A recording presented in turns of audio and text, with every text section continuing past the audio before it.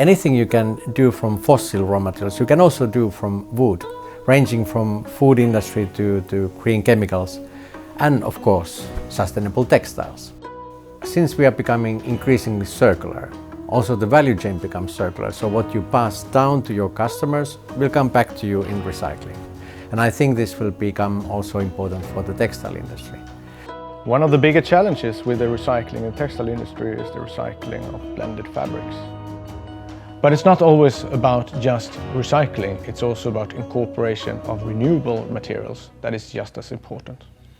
If we should phase out fossil-based materials in the textile industry and supply it with renewable materials, then it's important that the forest raw material doesn't decrease. If we start to think about Cepi, or otherwise the Confederation of European Paper Industries, I think what we should first say is that we're providing the renewable raw material that happens to be also low carbon and circular, which is called wood fibers, to a variety of downstream uses and that actually produce a range of different bio-based products, including textiles. In the market of different textile fibers, the biggest raw materials are fossil-based resources and cotton, and they both come with their own challenges and problems. So we want to be developing a new textile fiber which would be preferred and much more sustainable than the benchmark. So that means that we have to come up with more circular and more sustainable ways of producing textile fibers in the future, and this requires innovation. Our tradition of creating cellulosic fibers is over 100 years old, and they are commercially available. Plantation forestry in South Africa is quite unique in that it has actually served to protect natural forests and has served to increase the carbon pool in South Africa. From a forestry virgin raw material point of view, our innovation efforts are focused on climate adaptation.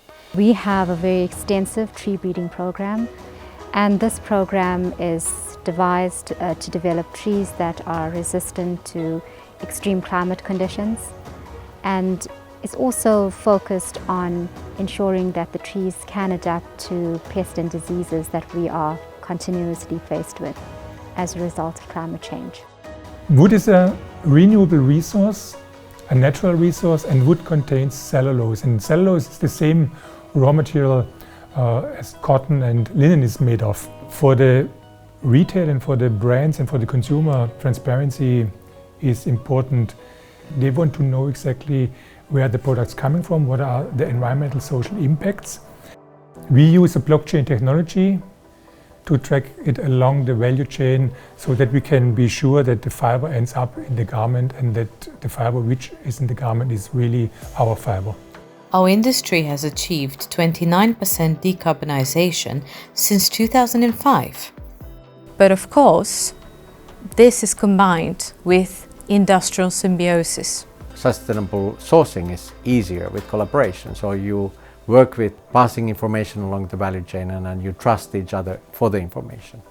And the industry is prepared and investing in the future. So we are the industry of the future.